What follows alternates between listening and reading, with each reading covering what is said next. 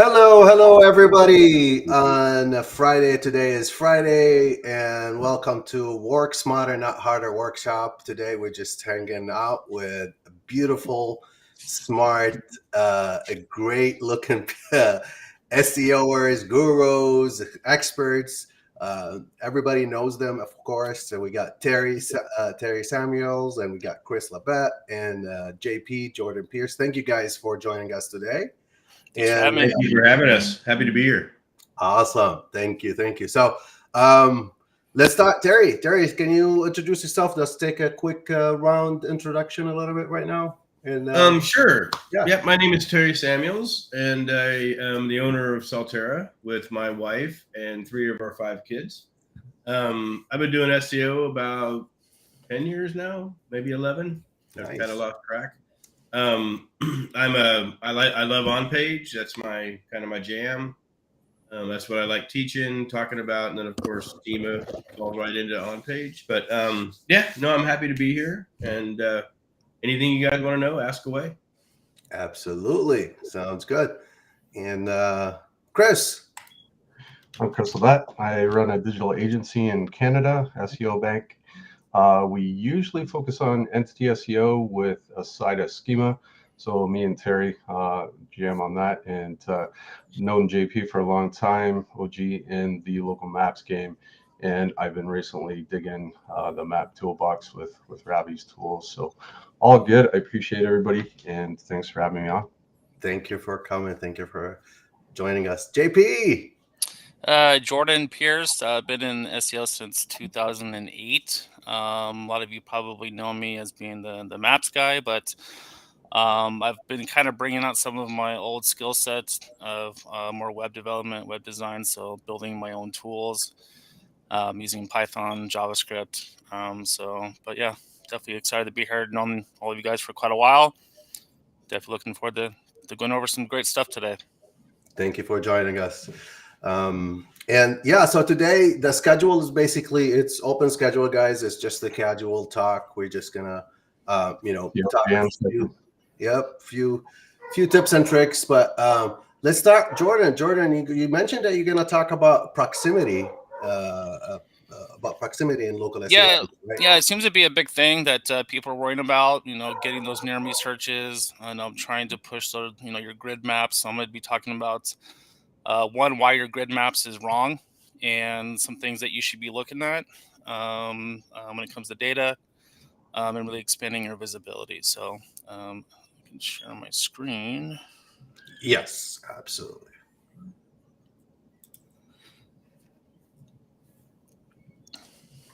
Right. I'm going to go ahead and share the entire thing.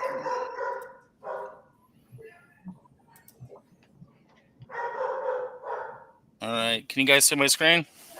Yes. All right. So we're going to be talking about why. Hold on 1 second. Oh. Not yet. I thought it was a different screen. So I still have the panel list. Let me try this again. Let me try it again. Should be entire screen. Let me do Chrome tab first. We'll start with that. Then I'm going to show another thing too. So we'll start with this. Okay. Let's see if we could get the screen. Yes, shows screen. Good? Yeah. Good. Okay. So I want to talk about why your GMB grid rank tracker is lying to you and ways that we can battle against proximity. So the most important thing, we want to know kind of the history of proximity, kind of what has happened over the last decade. Back in 2014, there was a major update that was done called Pigeon, and that was really our first introduction to proximity.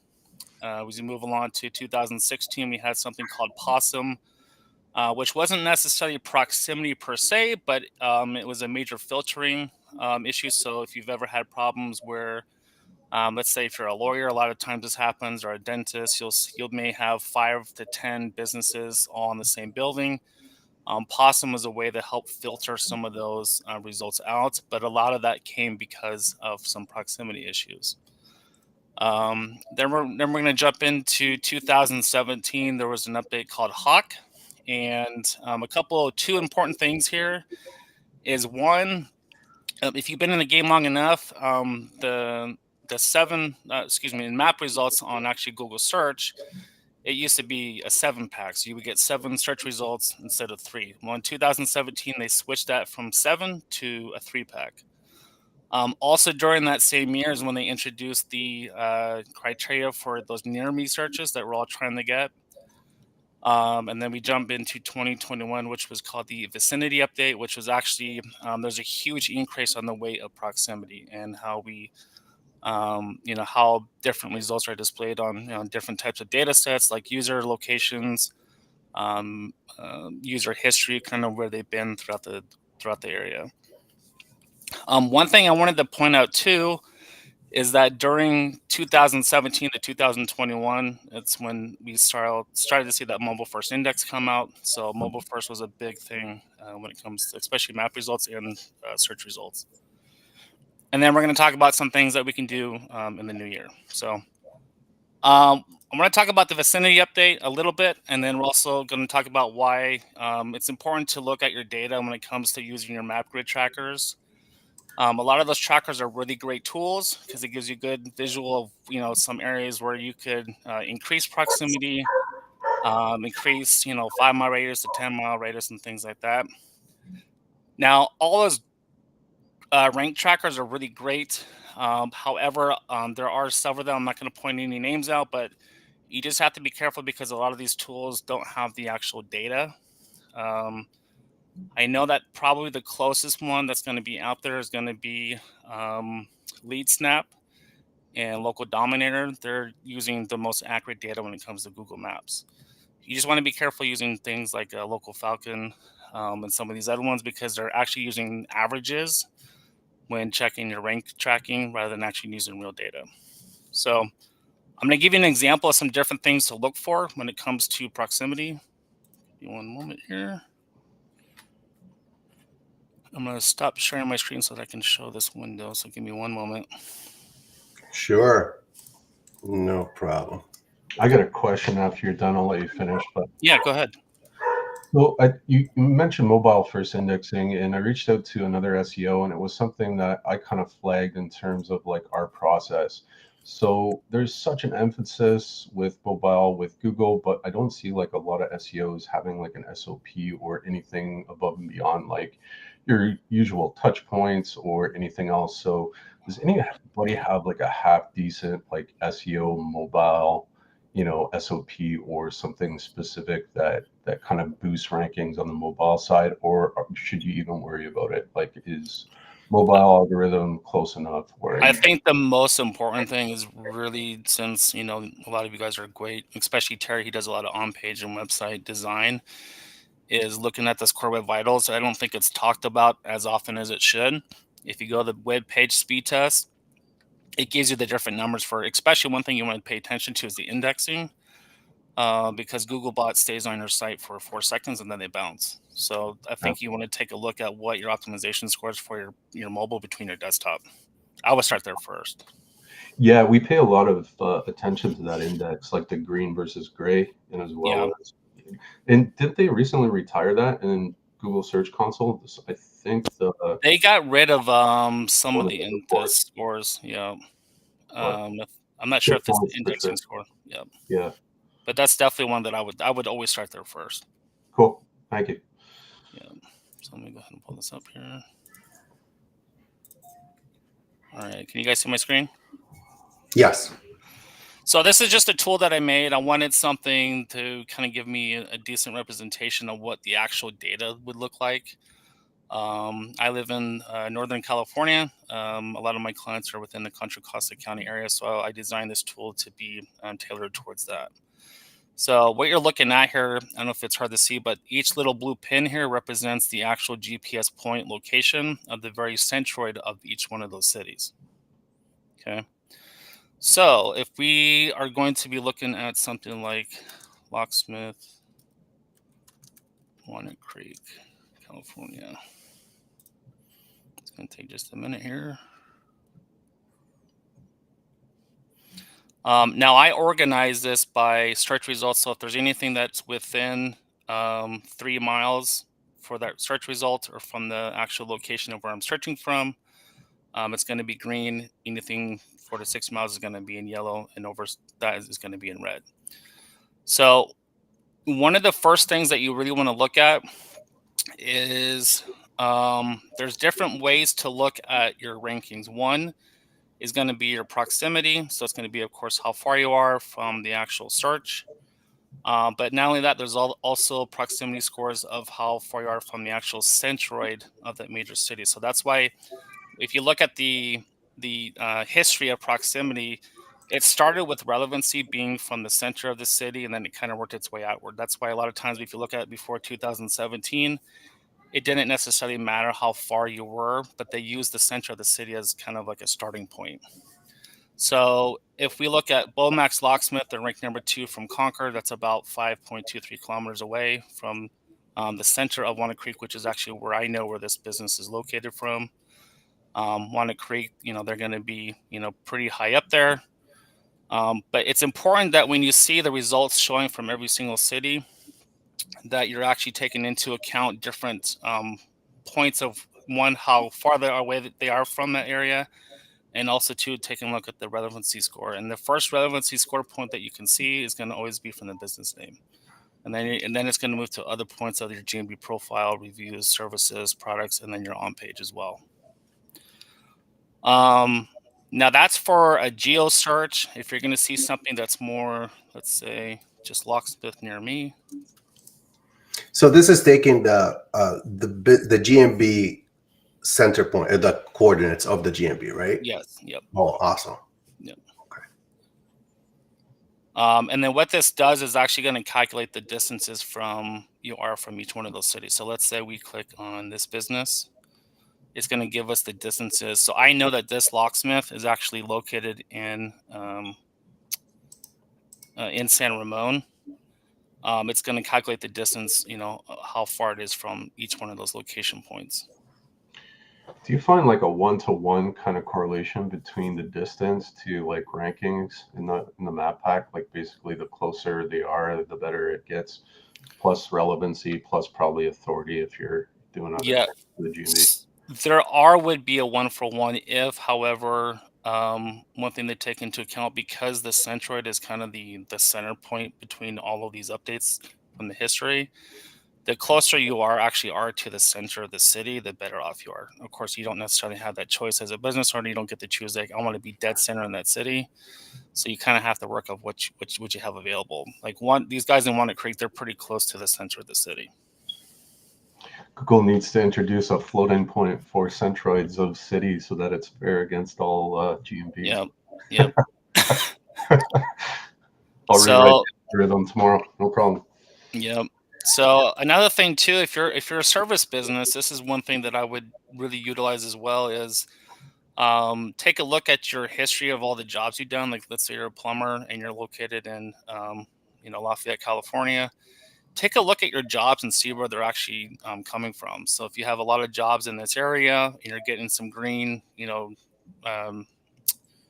rank scores, take a look at some of the areas where maybe you're not getting a lot of jobs. I mean, that's going to give you enough data to kind of let you see, where the majority of your jobs are coming from. And that's more than likely you're going to have the most visibility in those areas. We have a tool, JP, that it's called Local Brand Manager. I'm sure you've heard of it. Mainly we're using it for GMB posts, but it does have an app for clients to upload job photos for the area. If you ever see things like points of interest or physical geo photos taken on a job site and uploaded to like a landing page, does that ever increase proximity for that area? It absolutely does. So I'm gonna actually show. I'm in the process of creating my own application as well. Can you guys see this? Yeah. Yes. Okay, let me go ahead and go. I don't know what happens when I jump from place to place, but can you guys still see my screen? We still at the try the demo screen. So. Okay, let me go ahead and.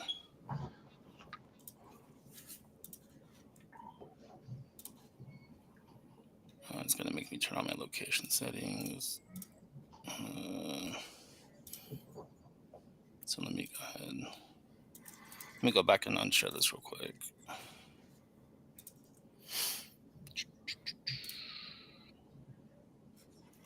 All right, we got, while you're doing this, Holly just joined us as well. And Hey, Ollie. Yeah, Holly. Got the Black Friday sale. I seen that post go up. She's offering some packages here we go. for Black All Friday. right. So you guys can see my screen. Yep.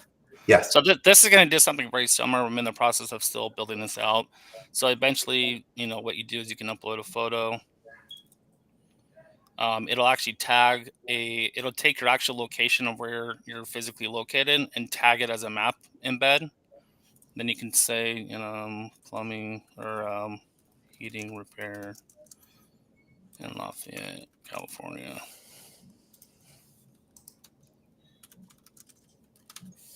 And then you can save that. Hold on 1 second. It's going to want to make me tag my location. No problem. Is this deployed or still? It's not deployed. It's still in the process. But basically, you'll be able to upload your photo, tag the map location, put in a description on the job, and it'll actually save as a photo gallery with that information. It'll show the map embed with the GPS coordinates, and then your description, and then the photo, and everything is tagged. And basically, what you would do you would just show that displayed on like a job page. What I actually prefer doing is putting this. We teach something called a GeoHub, which is basically a giant landing page where you host all of your information as far as all the services that your GMB offers, all the cities that you service. We'll put it on that page because that way we're building as much relevancy as we possibly can, and it does help with proximity by putting different points there. It's really important that moving forward into the new year, that really everybody has to be involved, especially if you're an agency. You're going to have to really teach, your clients to, hey, when your employees are driving into work every day, have them find your business, do driving directions to work. Just those small little things really go a long ways. Technicians, for, plumbers out in the field, have them use, an application like this where they're taking photos of the job that they're doing, uploading it to a database that can save all your, portfolio of all the work that you've been doing. Also going as far as into the actual customer, when the customers, before they leave a review, have the technician ask for the review while they're on site, take a picture of the technician working and upload that with the review. So just moving into the new year, everybody has to be involved. There's a lot of things, unfortunately, that us as agencies there's a lot of stuff that we can't do. So it's kind of like we have to kind of teach our clients to do a lot of this stuff for us. We get these for our clients. They got near field technology on them, but they're great for text. They come with a Lancert, and then basically just right on the job site, they can just scan them and get some extra stuff. But they're good as giveaways. So if you're an agency, just look up Google review cards, and then you can start giving those away for Thanksgiving or Christmas, and help them help you kind of get better rank, right? Yeah. So that's kind of that's a lot of the stuff that I have. There's a lot of data that you guys can use your own data to your advantage. Rather than just relying on these, rank trackers, because unfortunately, a lot of the data is going to be kind of construed of pretending like no one has ever done a search. So you just have to be careful. Use your own data that you have. Use the job, information if you're a plumber. Using a CRM database to kind of take a look and see, where your customers are at. Then you can kind of focus your efforts on where you need to rank based upon, the jobs that. If you're in Chicago, you want to get jobs from the east side, then find out where your current visibility is based on your job reports, and that way you can focus your efforts there. Marketing. Yeah, match lists are good too, right? Yeah, match list uploaded, and then. And is this so is this part of your course that you have online right now? Yeah, so we do. We have a course. It's called Trident Rank Method. You can actually go to tridentrankmethod.com. Yeah. So I actually have a special for Friday here. Let me go ahead and share this. JP doesn't like Black Friday. I don't like Black Friday. Super, yeah. So if you go to actually try to rank method, I actually wasn't going to do a deal, but I decided to. If you actually, there's two main courses in there. There's the main course where I teach everything in there using a method I call TLC, which stands for Traffic, Links, and Content. You can learn everything that I use to rank businesses on maps and also on local search. And then I also have kind of a mini course in there that talks about how to build traffic to your GMB. That also kind of helps boost some of the proximity. For the main course, you can use the coupon code Black Friday. For the traffic one, you can use traffic BF, and you'll get 25% off of the main course and $50 off the traffic course. Oh, great. How much is that? Can you repeat that, please? Yeah, so for the main course, it's 25% off, and for the traffic course, it's $50 off. All right. And what's the landing page? I just want to put it on the screen. So it's tridentrankmethod.com. all right.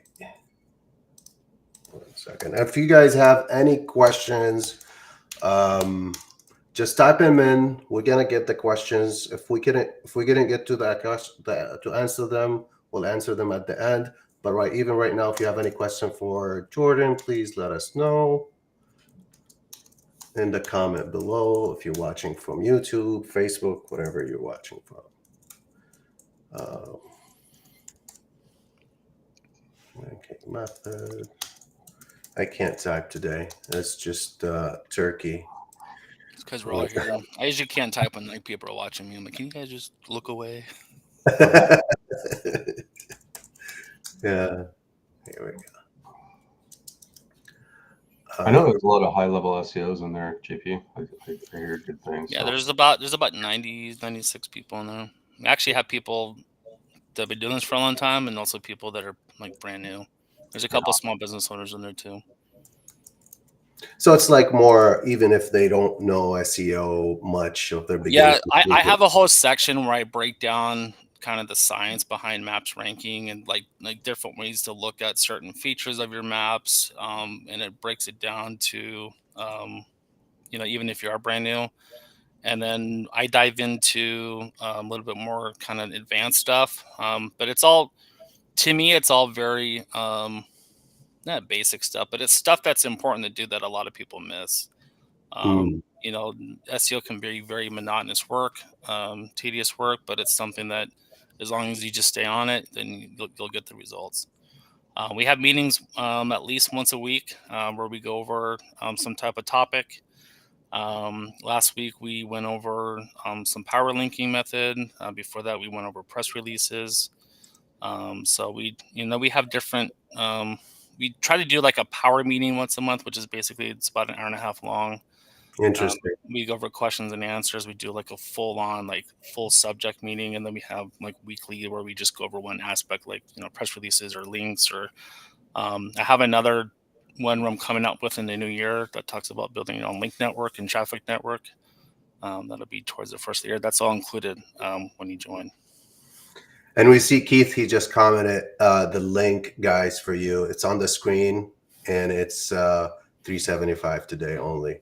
Hey, Keith, thanks for joining, man. Okay. Also, William, it's Black Friday, all small case for the code. All together. Yeah, William asked, what's the code? So it's a Black Friday. All right. All right, any other questions, comments, concerns? Let me see what we have in the comments. All right, thank you, Jordan. If you guys have any question for Jordan, we're going to answer it. Yeah. You guys can reach out to me too if there's problems with the coupon. Just message me. I got tagged in this post too, so just reach out and I'll help you out. Sounds good. Sounds good. All right, so let's jump on the next topic. Terry, do you want to start your advanced schema? Here we go. Sure. Yeah. Can you guys hear me okay? Yes, I can hear you. Great. Perfect. Okay. Let me see here. I'm trying to figure out where to kind of start here. Okay. All right. Let me share my screen now.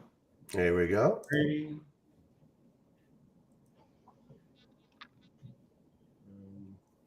think this is it. Wow. Cool. Can you guys see my screen there? I'm sorry. Can you click on it again? I think I clicked on the wrong spot, so I have to. Okay. I have to change this to auto approve. I don't know why. Here we go. Now can you see it? There we go. There we go. Yes, we can. Okay. All right, cool. Okay, so a little bit about what I think schema is. I've been doing schema now for about 6 years. I've been teaching it for about 4.5, 5.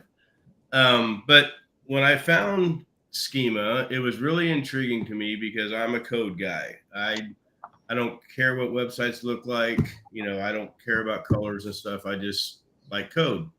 And so when I got into the SEO world, and then WordPress came out and everything, and it kind of got boring, if that makes sense for me, just because, again, I like, building stuff like JP does with, just with code. And so when I found schema, I was like, okay, wow, this is pretty cool. So when I got into it, I found a little bit of schema on a website. It wasn't popular at all. No plugins really had it. I mean, I think Yoast was the first one to come out with it, but I found this little snippet of schema, and I went to schema.org, and I just started looking at all the different things you can put in schema. One of the things that really intrigued me was finding out this code is the only code that the 4 major search engines ever wrote together. So Yahoo, Bing, Google, and Yandex. So in my opinion, they did this because they kind of knew how big the internet was going to get. I don't think they have any idea or had any idea about the sheer size of it now, but I think it's a way that they designed to organize the internet. So when you think of advanced schema, or you think of schema in general, some people talk about nodes, some people talk about, I just talk about other stuff that has to do with the brand, with the person, with the service, with the location. All that stuff, I believe, needs to be brought into one spot. And hence, that's what schema does. So a lot of people say, we do schema for a lot of agencies. We do schema for a lot of freelancers. And one of the biggest requests I get is, I want the feature snippets.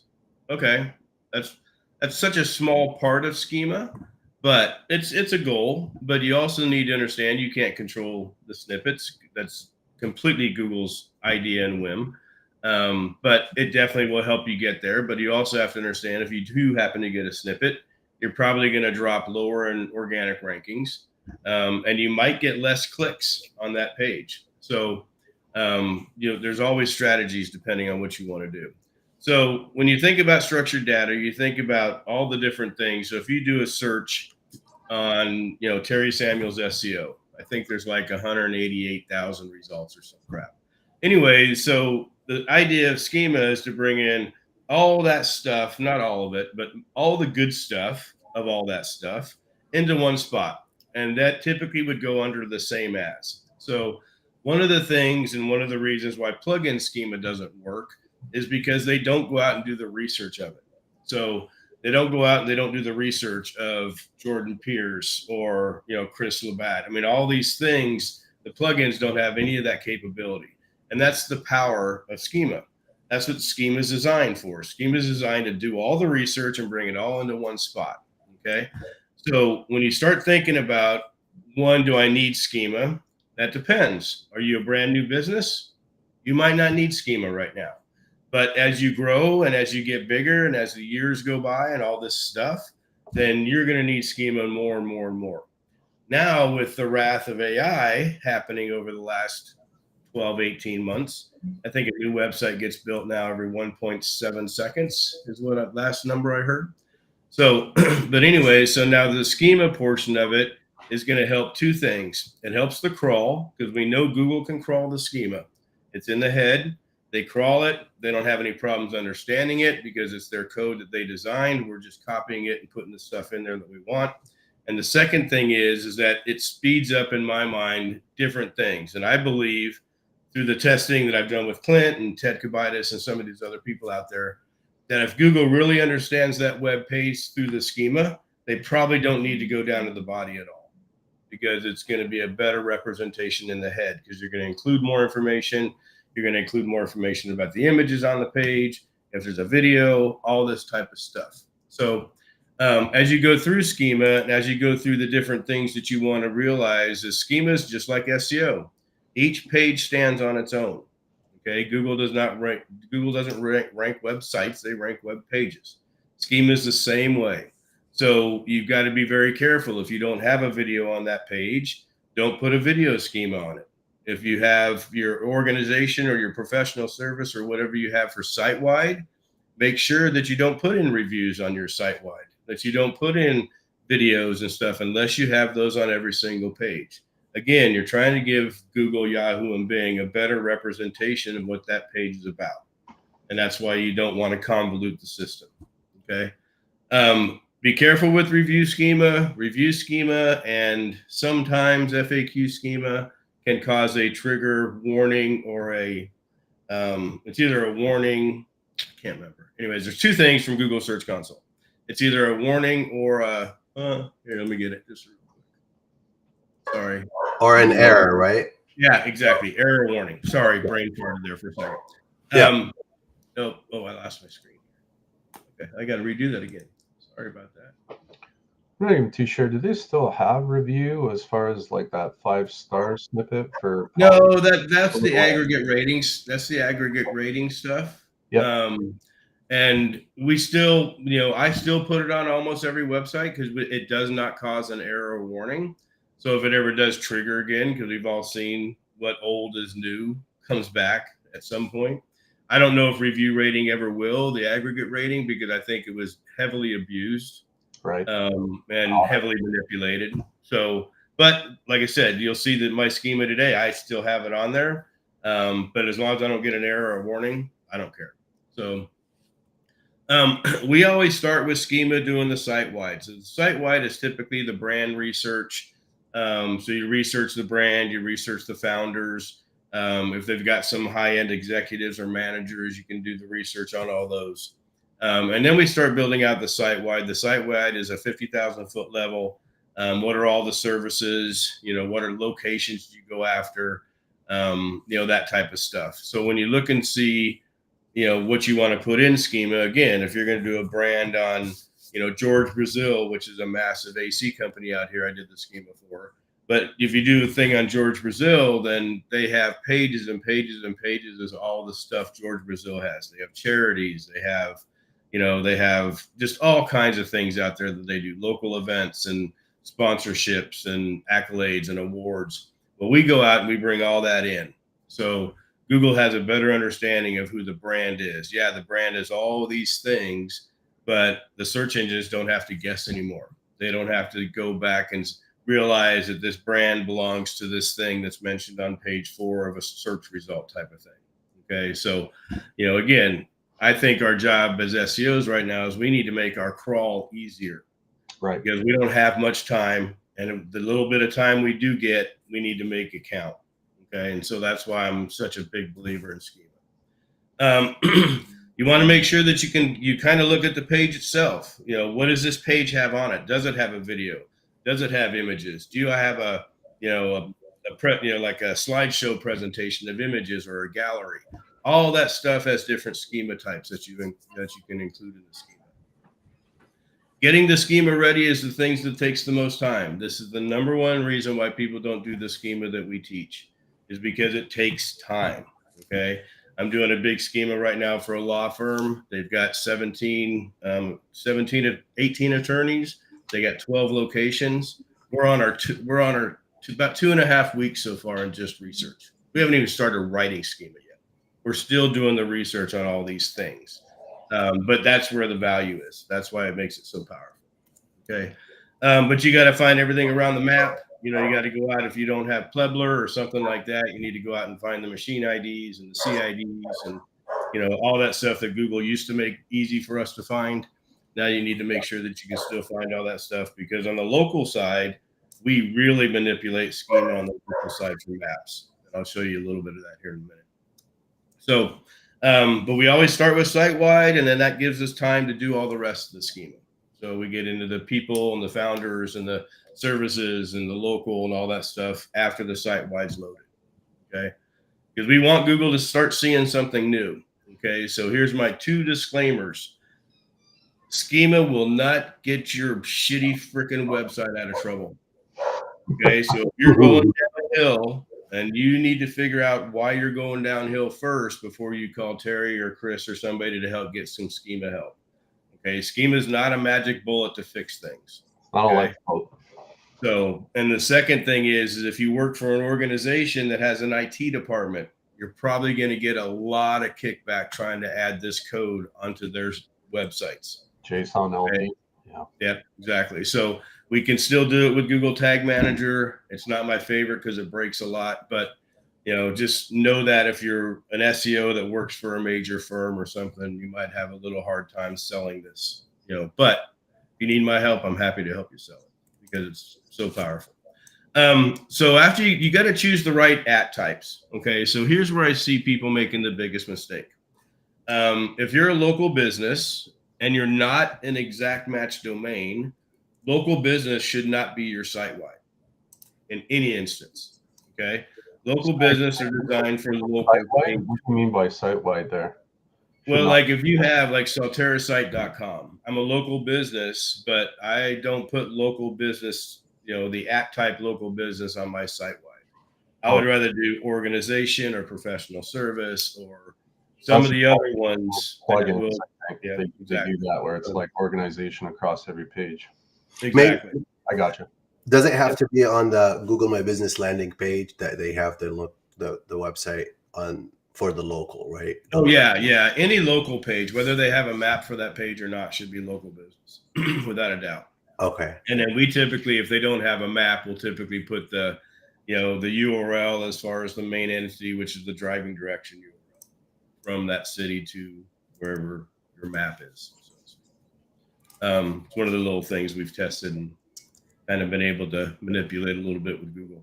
Mm-hmm. But yeah, so the biggest thing, like I said, is choosing the right @ type. And there's lots of them, and they add new ones. They add some about every 3 months, about every quarter.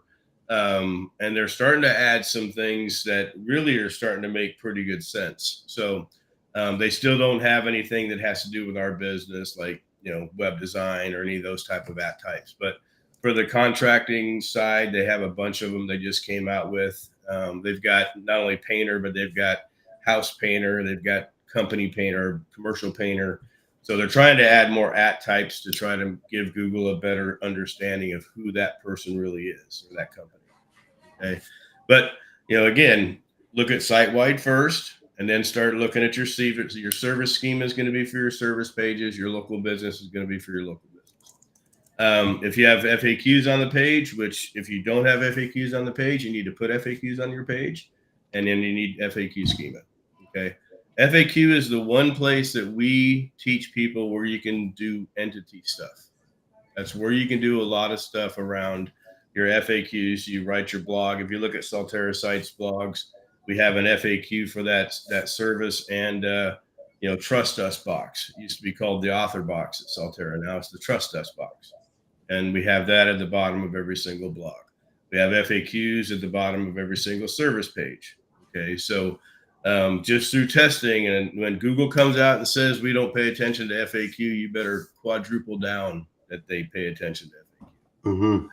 They totally do. But this is a place that you can put in all the stuff that people are teaching about now, entities and semantics and all these other different variables. You put them in your frequently asked questions. It makes sense. Google loves it and they eat it up.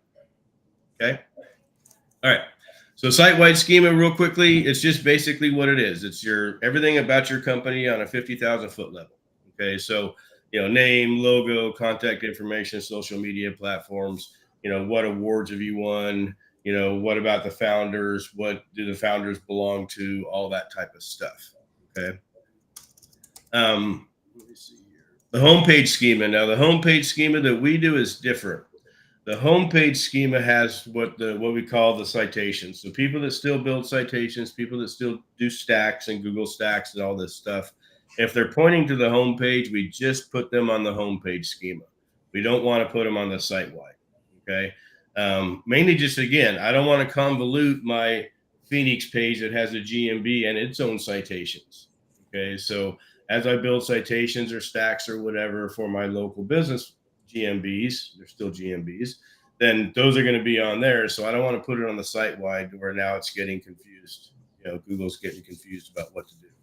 Okay, so a lot of times the organization schema will be the homepage, but the homepage will have in all the different same as's for citations, for all this different stuff, which I'll show you on my site here in a second. Service page schema is just the same, just like it says. Okay, so it's a schema for that service, and then you can put in your same as's if you have different lead gen sites like we do. I have a bunch of web design sites. I have a bunch of SEO sites. So those will be in my service page schemas, as far as same as. And I'm not trying to hide them from Google. I want Google to put the association together. They're my lead gens. I don't want Google to guess. Okay, so, and then you get into all the different things about your knows abouts, your abouts and mentions, and all that kind of stuff. Local schema, kind of the same way. Okay, but now you're being more local. Do you have any local awards you've won? Do you belong in any local organizations? Do you have local citations? All this stuff on there you need to put on your local page schema, including some geo. About Bank One Ballpark in Phoenix, Arizona, if you have a Phoenix GMB and a Phoenix location page. About the Phoenix Zoo. About some geo-relevant stuff that Google also knows about, but you want them to tie the two together. And it's very easy to do that in schema. Okay. Now we stack it. Okay. Schema is all about stacking. I stack schema, I stack press releases, I stack all kinds of stuff. So when you have your site-wide schema, and then maybe on your web design page, you would have your site-wide and your service. And then when you have your Phoenix web design page with my Phoenix GMB, then I would have organization or my site-wide, service, local business. Okay. So by the time you get to the local level, you can have a lot of schema. Okay. So which we do. All right. All right. My favorite little maps. Okay. Here's your Yoast plugin schema. One of my favorite tools by Mr. Simon Cornelius. I love his little node tool, as he calls it. So that's what Yoast does. That's what plugin schema does. Plugin schema only does what plugin schema will do. Okay. You put in some social media stuff that you have, you put in your address, your phone number. It has this little bit of schema. Okay. But that's not really the reason why it works or doesn't work. The reason why it doesn't work is because there's 6 million people that have the same schema. Okay, so you haven't set yourself apart at all. Okay, here's my site-wide schema. Okay, so you can see all the different things that I'm bringing in together, all the different awards, all the different stuff, all the different speeches I've done in conferences, and all these things go into schema so Google can put it all together. Okay. There's my service schema, my local business schema, and that's pretty much it. So I'm happy to take tons of questions. You guys, if you want to know more about schema, I got tons of videos out there. I have a course. Okay. It took me 4 years of people to try to talk me into doing a course. So I have a course at SEO University.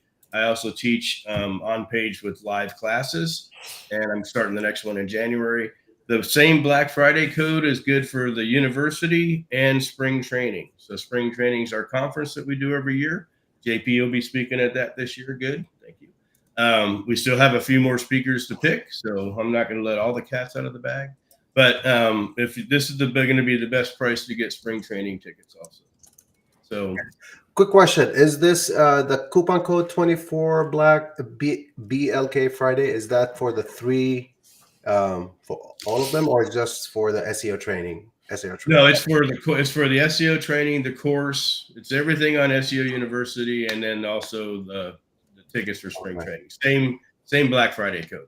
I didn't want to confuse people. And I want to touch back on the local SEO proximity. How I mean, you probably mentioned it, but I would like you to revisit that part. How does schema, advanced schema in your teaching, how does it affect the proximity, or what's the strategy that you use to affect the proximity ranking for the GMB? I think the biggest thing for proximity is more about here. Let me bring this thing over here. So this I build text files. Can you see this now? Is this part of it? No. Okay, so that's not going to work. So how do I bring this? We probably could stop it, and you might have to stop it and then bring up. Stop it and restart it. Okay, yeah, that's what I had to do. Try that. Okay. I'm gonna do this. On the screen we have right now the code for So the one thing while he's pulling that up, one thing that I've been testing too, we actually will insert Google search results. If you type in I don't know, types of lawnmowers, if you actually go into Google and type in types of lawnmowers, there will be. Let me actually pull this up real quick. That's bad. The pills and image search, is that where you're going to? Let me go ahead and actually, I'll use, there's an example that Ted actually gave on Fight Club. Let me go ahead and use that one. It's types of hammers. So if you type in, let me go ahead and actually share my Yeah, you go ahead and share. Is that okay? I don't mean to steal your thunder. I just want to show. No. It's a group thing. So so let me pull this up real quick. I love this topic, by the way, but it goes deep. Like I might even. So are you guys able to see my screen? Yeah.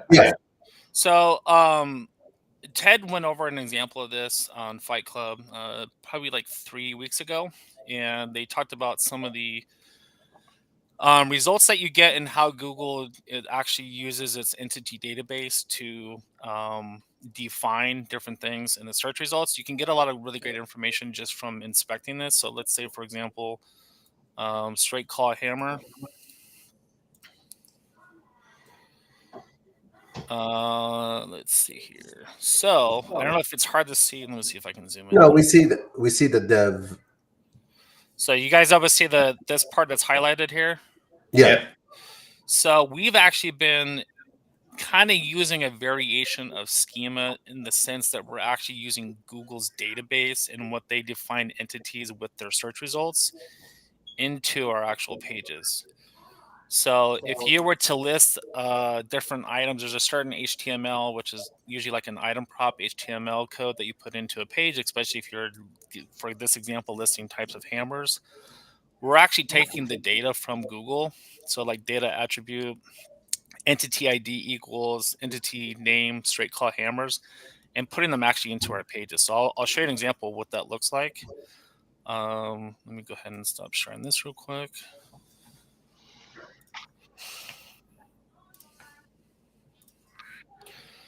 So this is a page we just created for testing purposes, but this is, I did the same thing, types of hammers. We're actually putting in the actual entity names directly into the content. Interesting.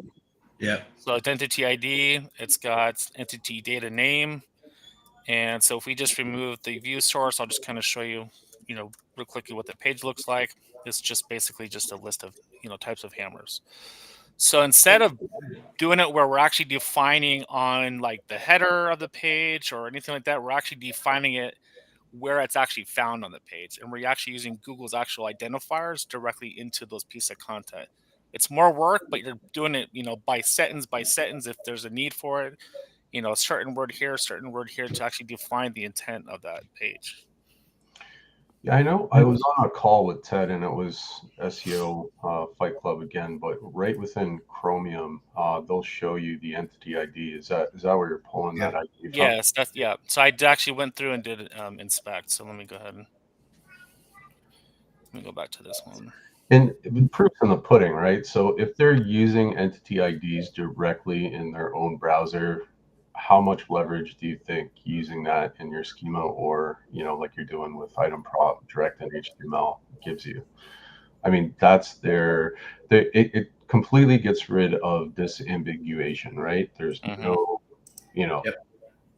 confusion to Google in what you're translating to them or conveying to them. And the reason why I did this is because I wanted to kind of zone in on the actual intent that I want to be for that particular part of my page, because there could be a lot of problems if people are brand new to using schema. If you're trying to define something, if you have the wrong type of schema for a roofer company and you talk about like house cleaning in your content, there's going to be a lot of confusion there. So, if you can define certain sections on your page that say, hey, this is the actual entity name, this is what the actual entity is, for even if it's just that sentence or that phrase, this is what we're actually starting to kind of test a little bit more. using the actual data from Google directly into sections of your page rather than as a whole section or in the header. So I've seen in testing in the past, item prop has been absolutely loved by Bing, and for the most part, on JSON LD side of things, it's more or less all across the board because, like Terry said, it's the only language that the search engines ever handed us and said, hey, maybe you'd be interested in helping us out define the web. It's pretty neat. Yeah, and that's why I think it's so important to make sure that you can make it easier for them. So, and that's why that's I don't know. I think it's really kind of interesting how Schema's been around for 14 years, I think. Yeah. Like that. And nobody really knew what to do with it. As far as what's being done today. And the old schema.org used to give you template ideas at the bottom of all these different things. They don't do that anymore. So, little SEO in training. That's it. Well, Hey, even guys. even in the old days of maps, back when it was Google Places, we used to use HTML files, which help us define some of those locations. So it was kind of the same kind of data set, but just in a different way. Exactly. So, trying to share my screen here. Anyways, but yeah, so we do a lot with the machine ID strings. We manipulate those in Schema a lot. We'll take Google's machine IDs and we'll put Saltera strings in there, kind of making it, towards our kind of products and service. We've been playing around with the lat longitude type of different things in Schema. We haven't really noticed too much with the lat long. So, I kind of was doing that off of one of Brock's presentations he did a couple of years ago, but didn't see much there. But I think just making sure that the map just ties in, that Google understands the different machine IDs that go with the different systems. I put in my page to share for you real quick. Yeah. Sorry about that, guys. No problem. No problem. We all got kids. So, I'll just show you guys this real quick. Yeah, sure. Yeah, and Joe did mention we use Header Footer Code Manager. It's like the plugin we put in everything. Did you share the screen? Because I didn't get I just started waiting to get in the room. Oh, do you mind if you do it again, please? I don't see the notification.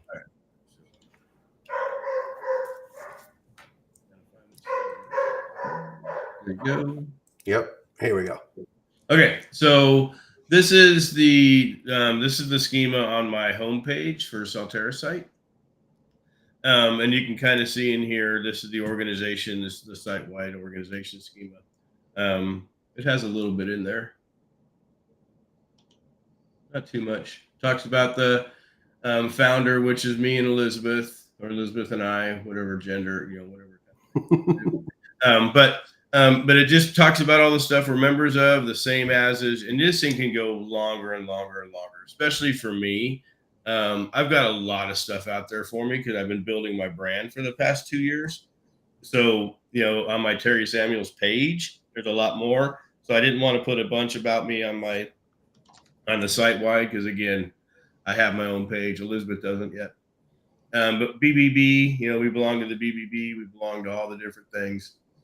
Additional types, same as for Elizabeth. Just a few awards. I think we won 33 awards last year. Oh, nice. Knows abouts, members of. And then it gets into the offer catalog. The offer catalog are basically your services or products if you sell products, items offered. Then you get into abouts and mentions. This is the old freaking entity game we've been playing in Schema for years. That is now mainstream. So now people are writing about entities, but we've been doing it in Schema forever. So we're now writing about it too. So anyways, yeah, it's just like I said, it's got a lot of stuff to it. There's a lot of Schema. It tells Google a lot of stuff about my brand. It also has information about, here's the aggregate ratings just to see if they ever bring it back. And then the website schema. The website schema has the search term string, which the search term string just basically tells the search engines that your website is searchable and you want it to be searchable. just different things like that. So when you look at, everything that you do and how you do it in header, footer, code manager, I have probably 330 different schemas in my main site. So I have it for everything, online reputation, advanced schema service, all this stuff. So, but Nice. nice thing about header, footer, code manager is you can even go down to tag level where you want to put your schemas. So we do a lot of testing with schema. Obviously, we have 2 full-time people plus myself. That's all they do is schema. I want to go back to the entities. Did you link him to Wikipedia entities pages or to the Google entity page? Both. Because I can't really see on the. Yeah, so and you definitely will Wikipedia, Wikidata, which we like Wikidata. Wikidata better because, but Wikipedia has just been used to death. Okay. But then so we'll go out and we'll grab all of Google's machine IDs. So here, I'll grab, this is their SEO ID. This is that ID that's in there. And I just put Solterra plus SEO plus company in the front of their machine ID. So same with the web development, Solterra plus web plus development. That's Google's machine ID for web development. It's not a machine ID that Solterra has. So we do a lot of this stuff. That's why I like the search string and I like the long URL. Those are my 2 favorite map URLs because I can manipulate both of those. So I don't really use the shortened string very much anymore. The CID maybe every once in a while. But we found more luck with the search query and then the long URL, and then our regular machine ID. But yeah, so that's the kind of thing that we kind of manipulate. So we'll go out. I have a whole page on BBB because I'm actually trying to outrank BBB. And I've taken like 15 different of Google's search strings that go with the BBB, and I just made them BBB, and we're already starting to see some. Interesting. But yeah, just use Google's machine IDs and manipulate it. Nice. All right. So for everybody who's listening, guys, you could go to the Terry. Terry has a course, right? You have the course. I have a course at SEO University. It's 15 modules. It's video, follow, and text, and all my templates. But I set it up to where if you just were e-com, you can go do the site-wide service, brand, and e-com. You don't have to go through all the local business stuff. But it's 15 modules. I'm getting ready to add 2 more because every time schema.org changes and our tests change, we go back and update the course. But yeah, it's the most comprehensive course out there about schema. Hands down. Nice. There?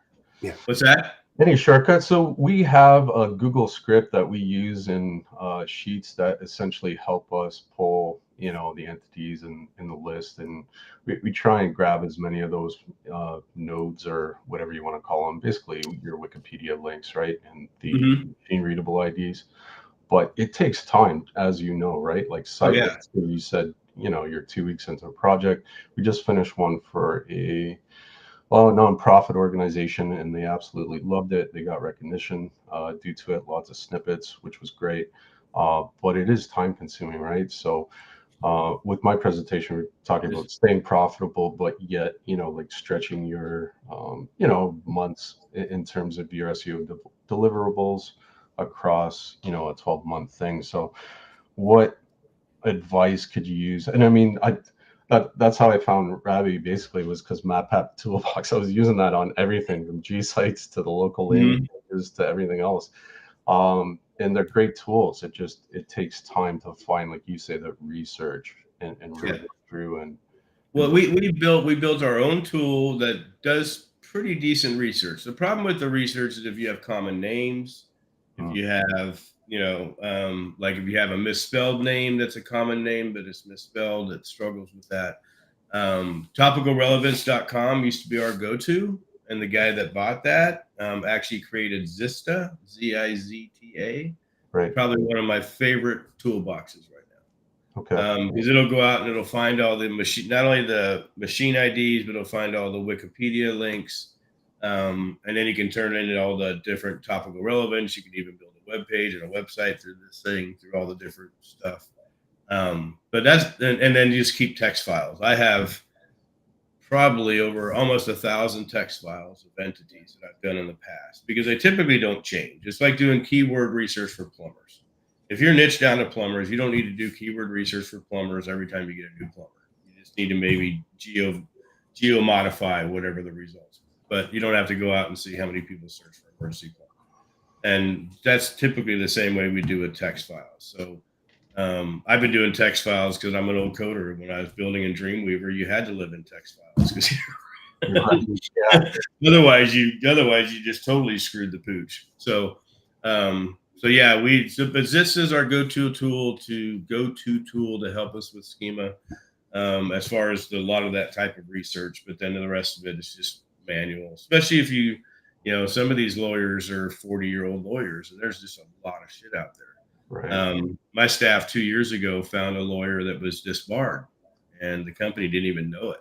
Wow. And we didn't even think it was a real thing. The page looked like some Craigslist page, just really freaking ugly. And we sent it to the owner or the main guy, and we said, "Hey, we just found this research on this guy. Just let us know if you want us to continue, or let us know if it's not real." And he comes back and he's like, "Holy shit, he's been with me for like 2.5 months, and he's disbarred in California." So we found that just doing the research. So, but that type of stuff is the stuff that you want to bring into one spot. So with most people, especially the EE update and all this helpful content update shit, you put that stuff in schema, even if they don't want to do it. I don't even fight with my clients anymore. I just put it in schema. I mean, they'll never freaking know.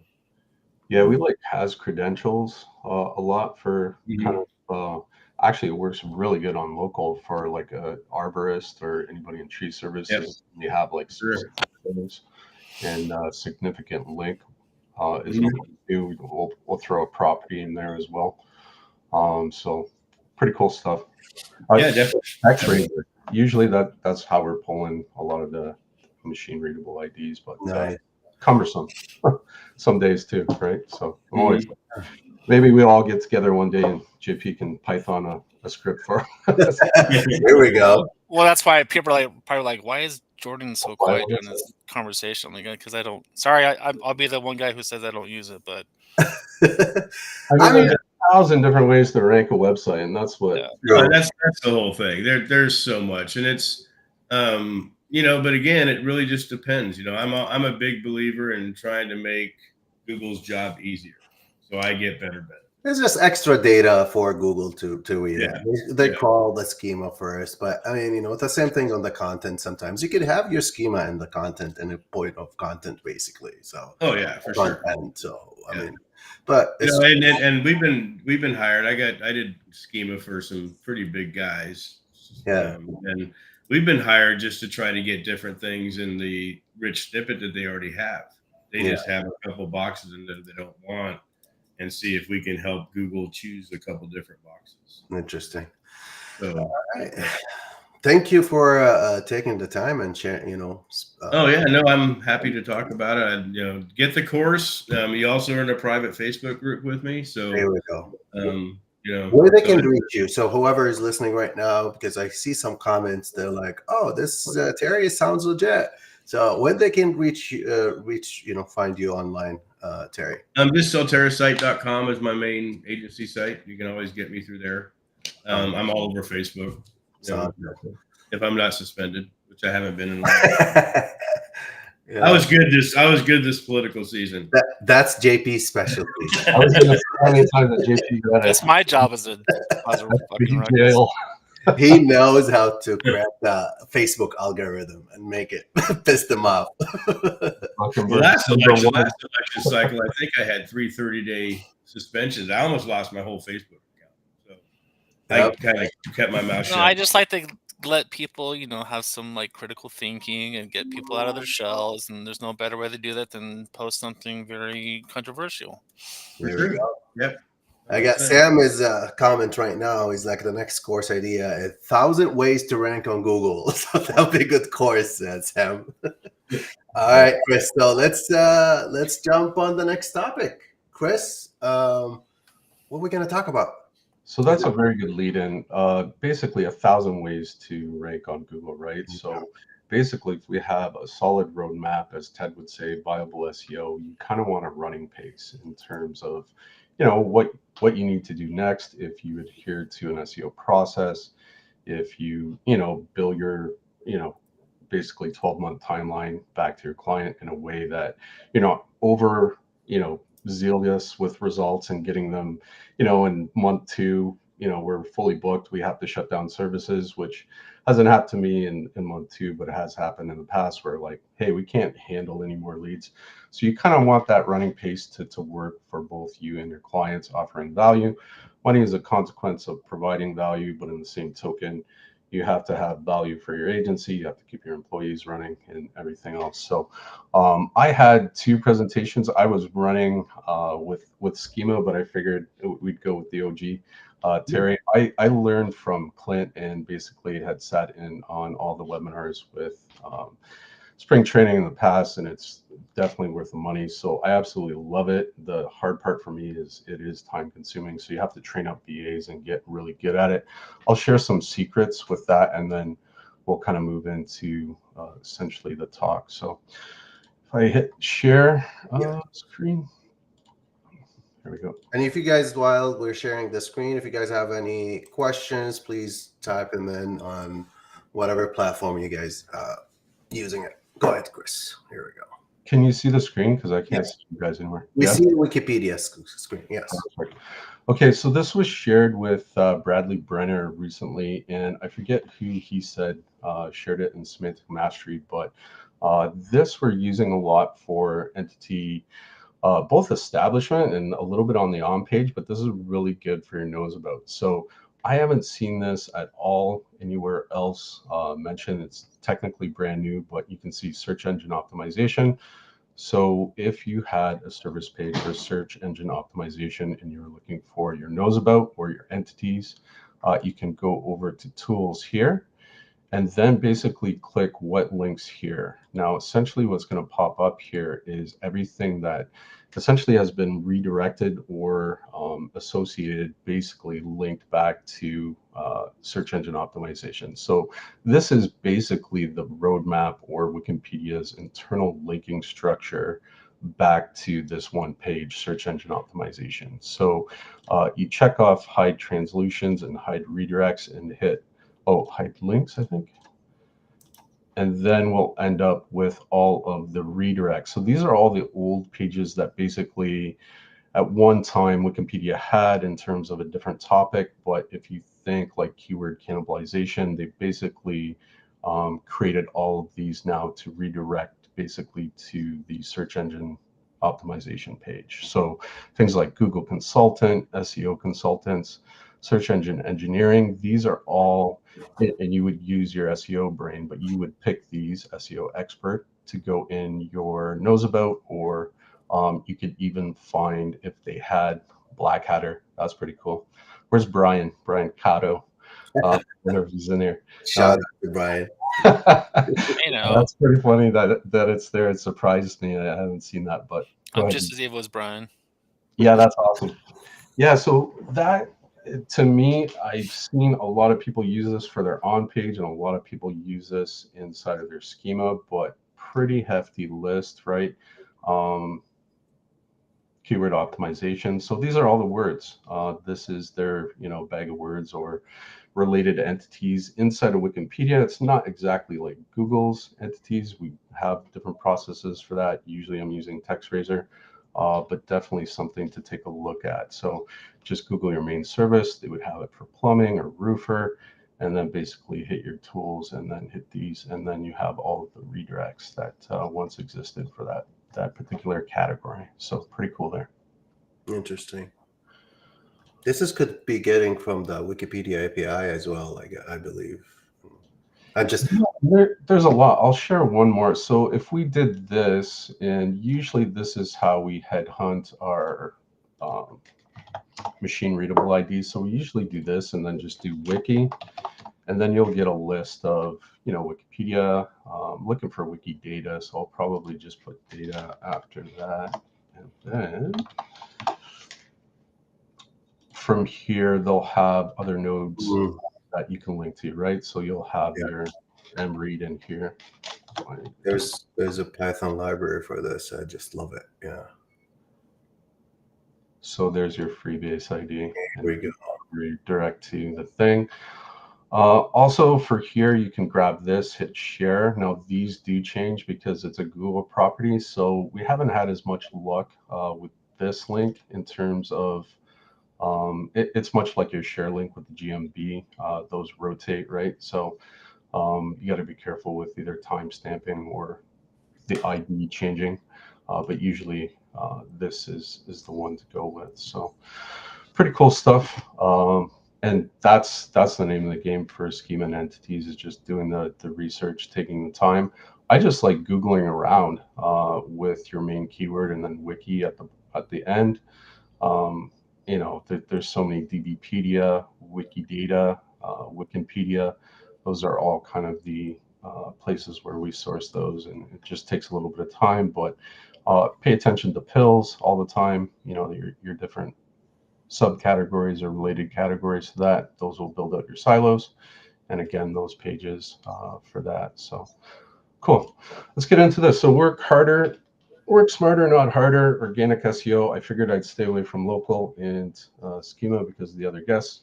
But how to structure your campaigns to get to #1 ranking. So reason for the presentation is to have a solid roadmap and monthly deliverables for your SEO services planned out in a way that gets results not only for your clients, but keeps your agency profitable through time. So just a quick note here, this process runs in tandem with our local SEO and our local team and our link building process. So this is specifically how we kind of gauge, success in our running pace for clients. And just kind of for new agencies out there, I know I have a guest, Chris, that may be on there. So I've been coaching his agency a little bit, and he's been asking me questions on different things. So just figured I'd kind of do him a solid and kind of map out a running pace and for the group here. So month 1, we usually do onboarding, and definitely we charge a fee for that. And that's to cover a little bit of the link building costs that we do right at the start, and essentially for all the paid tools that we use. And step 1, we do a full technical audit, currently using Screaming Frog for that. And basically that will give us everything that we need to do in terms of technical. So as JP mentioned, if you have any core vitals that need fixing, site speed, or basically you want to ensure that they've done the bare minimum, get your sitemaps installed and over to GSC, robots files, and take a look at anything else, maybe on mobile issues. And then from there, you're on solid ground to start layering the cake. So then after that, essentially in month 2, we start a full metadata audit. Usually we're using Content King for that. So Content King is a very specific tool that I don't see too many people use, but essentially it does show us we had one template that basically didn't have any H1s in the template itself, and it quickly flagged that. It also prioritizes what needs to be fixed first in terms of a page that is more important than another page. So having said that, it's really valuable to kind of find things that you wouldn't normally see unless you're looking at raw code. So that gives us basically the metadata audit, and then we fill that out. And then essentially in month 3, we want to ensure that we rank all of the service pages. Now, our specialty, really our bread and butter, is in local services. We really love that, and essentially it is, rank the GMB and as well as get all the services ranked to #1. So essentially we'll do a full on-page sweep through for their on-page, and we use our on-page tools for that. But basically just looking for extra pages that maybe they haven't built. Have they even like privacy policy in terms of service are important pages to have for ranking and building trust with Google. And then we'll go out and build a round of local landing pages for the service area business and ensure that all those pages have schema. And so, excuse me, in month 4, we definitely do a round of handwritten schema, exactly what Terry talked about. You do the research, you have the proper template per page, meaning you don't have like local business across all of your pages like some of the plugins provide. The service pages have service schema, and as well as the local pages. So this will help you save costs. We've seen the benefits in terms of how much we can produce in terms of rankings with a good solid schema template versus going out and building links. So we really enhance those pages, get them ranking. You'll see more snippets because of it. And then you don't have to waste extra money on link building, your guest posting, or if you're building niche edits. All of the link insertion costs go down because you've already done that work of giving Google what it needs in terms of defining the page with schema. So after month 5, we feel that our client is both ranking on the GMB side and all services are ranked at the top. We'll start creating blog content. So that's one thing we see with newer agencies. They'll go out and just start creating blog content right away, really focus on GMB rankings and the services pages first. That's going to be really their bread and butter, especially on the GMB ranking side and their main services. Just ensure that homepage and at least main services are ranking before you go out and start any blog content, which everybody knows. You increase your keyword net and you start building topical authority. We start with a topical authority map. We put together our content plan, which include silos and getting our scheduled posts. So usually we do like a 3-to-1 type scenario where we have one larger landing page or an authority pillar post, and then 3 supporting posts back to that. And then month 6, we start building out more branded profiles and links and expanding the digital footprint. Now, this more so isn't necessarily on the link building side, but it is from like a multimedia. What other opportunities do we have to rank? So essentially, if they don't have a YouTube channel or maybe a SoundCloud, we kind of want to think about the blended SERPs here and ensure that there's new opportunities for them to rank in those places. So people also ask is an opportunity. Your video carousel is a new opportunity. Also in the images, if you're doing anything like exit data or getting really good branded images, you can put your QR codes in there. We have an SOP specifically for image SEO. Those are your extra places to rank, right? So think brand visibility, but with multimedia is month 6 for us. So month 7, we finally go out and we do have some blog content ranking. So what we want to do is a content audit there. If it's a long-standing website, we want to prune old content, and a quick win there is you can just update and the content and update the publish date. That's always been a kind of a quick win to get a bunch of traffic that kind of satisfies Google's freshness filter, and then all of a sudden it seems like you've created new content on a mass scale, but essentially you've just gone in and updated old content. So that's a lever you can pull and get some quick flashy wins that way. And then we begin our internal linking strategy. So essentially we do an audit. Again, we're using Screaming Frog for this. And just taking a look, are there pages that basically only have one internal link or 2? We pay heavy attention to, the keyword anchors that we're using. So if you're interested in Terry's course, he can teach you about silos and basically creating those topical silos, internal linking. It's very important to get the proper pages linked together so that when you go do build backlinks, you've got the proper link equity flow into the website, and basically it's staying where it needs to in that cluster. So then in month 8, we do usually do a little bit of link building, like AKA custom link building, going out doing the same sort of stuff, link insertions, or seeing if there's anything that we can get mentioned on. But above and beyond that, everything is in place where we've had a technical audit. All the metadata is there. The pages are ranking. The blog has been created with our topical silos. And essentially now we're ready to pour on the juice. And that juice basically is going to be your link building. Now we use a good mix. I'm not going to say like we're the most white hat agency out there. We do love a good G site. We do love other properties. Mainly we're trying to use Google against itself as much as humanly possible.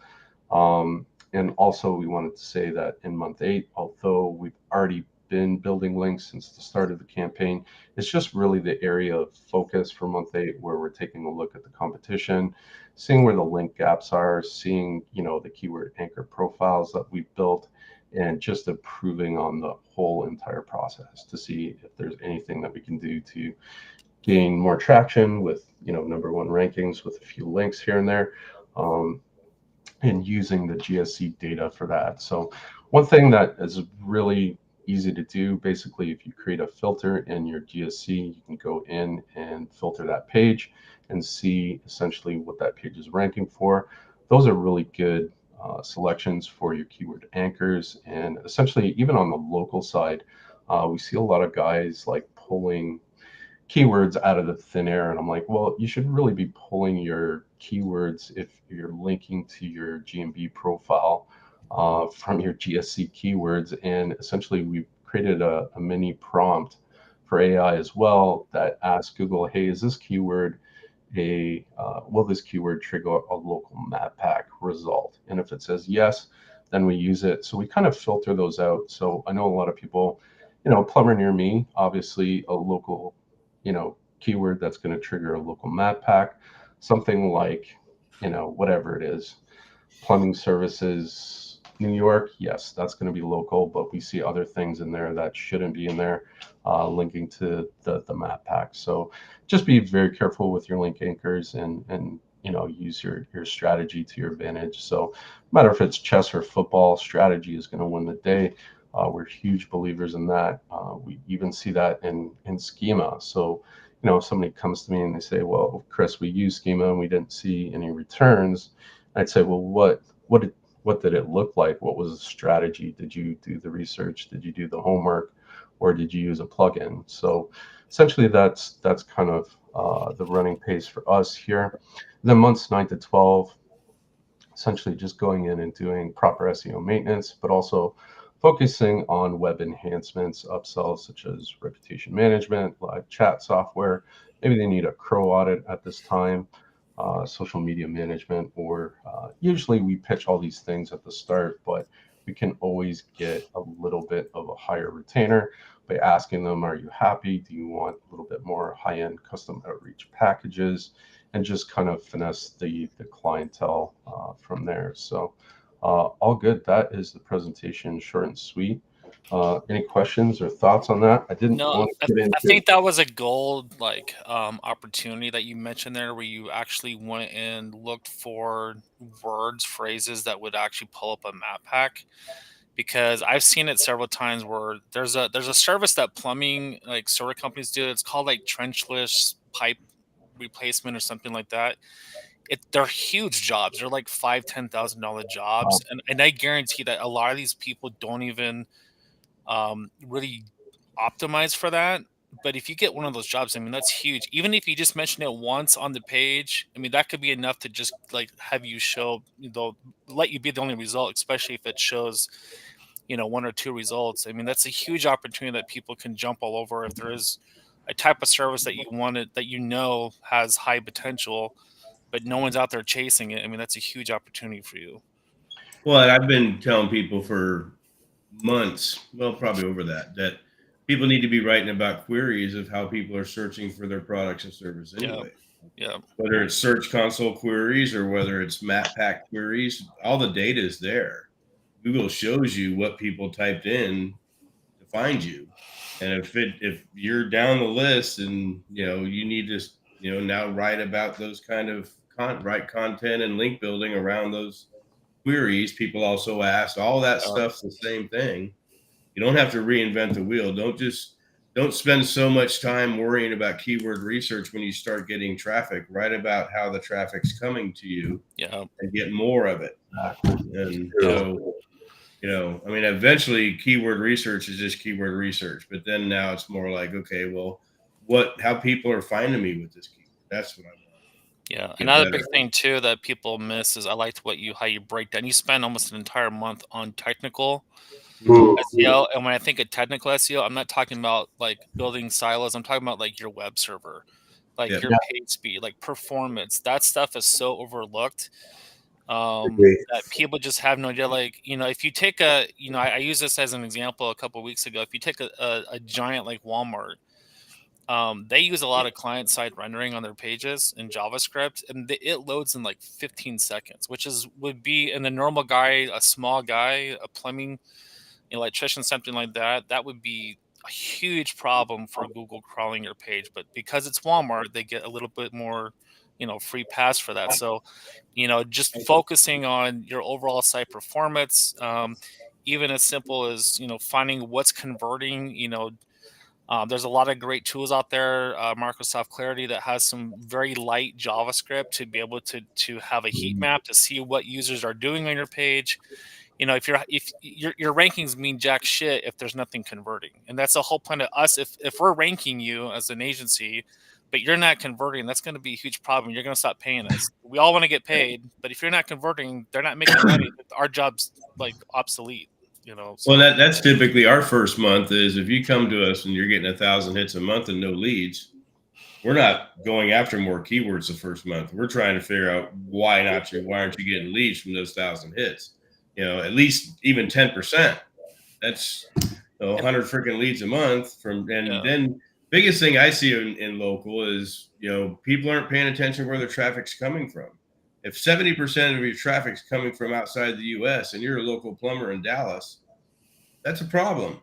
You need to stop that shit. You need to get better data that you can have conversations with the people that you're doing SEO for to say, look, we need to lock this shit down. So I love the first month, and especially when, like you guys, I'm typically the third or fourth or fifth agency down the line. And I always charge double whatever the monthly is the first month. So it's $2,500. It's $5,000 the first month. And because I got to fix that shit. Yeah. Before I even freaking start, I've got to find it. I got to fix it and come up with a plan. And some of us where we end up being, not SEOs anymore. We're kind of trying to figure out, listening to phone calls. If you have call tracking, you can find a lot of information by listening to your calls. If your dispatchers are like, well, yeah, I guess that's okay, and you missed a huge opportunity. I mean, I think the business owner needs to know that, So now that's not necessarily our job to do, but at the end of the day, it is kind of our job if you still want to get fucking paid. That's why I tell people all the time, you can't just be an SEO anymore. Yeah. I never tell my clients no. Do you do Facebook ads? Hell yeah, I do Facebook ads. I'll find somebody that does Facebook ads. But I'm not going to freaking send them now to another agency that does Facebook ads and SEO.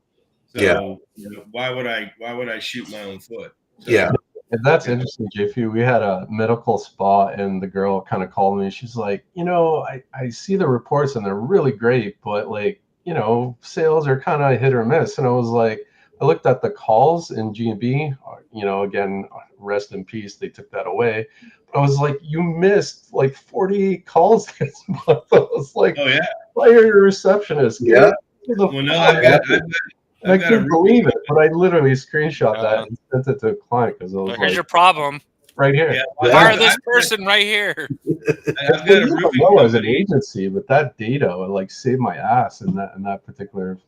That's why the first month is so technical. You guys go over it. This is how, it's not like a copy. Like we have a work plan and you have to copy it to every customer. That's not SEO anymore. Plus you have to touch, they hire us for sales. So it's not just for SEO. So we're going to go and figure out the marketing, even the traditional. I usually combine my packages with traditional marketing, like postcards, but there's only so much we can do. It's like, hey, the marketing's there. Now what are you guys doing? You guys exactly. Then you gotta train them. That's what. And then a lot of them, they don't take a conversation.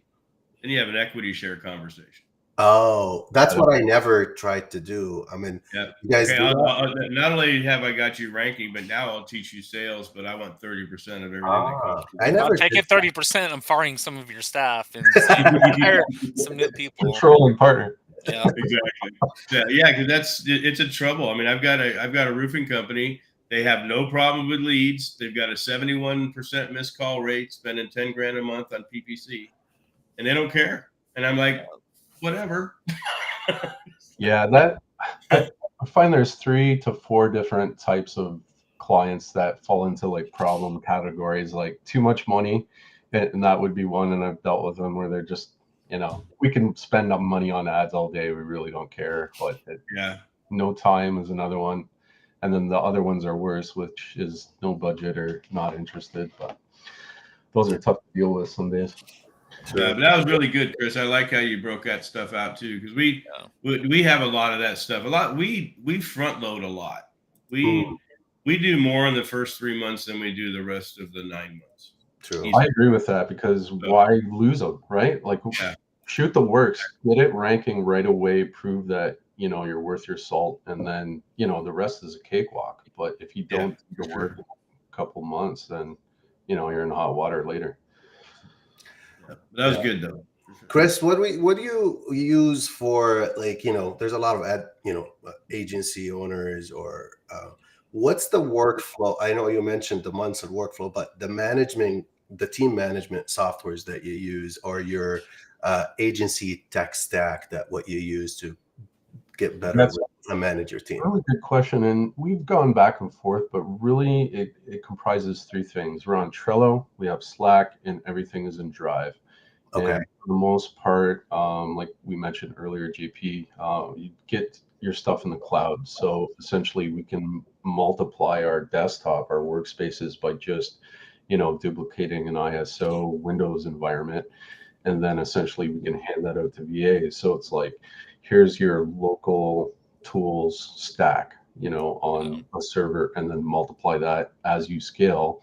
And then the same thing goes for your organic tools. And then you might have one stack for your technical, and that's pretty much it. And then we have our org chart where we have a division of like one head guy, and then essentially, but that's it. It's really Slack, Trello, and Sheet, like Google Drive, and we kind of keep it easy that way. We're looking at AI production tools too.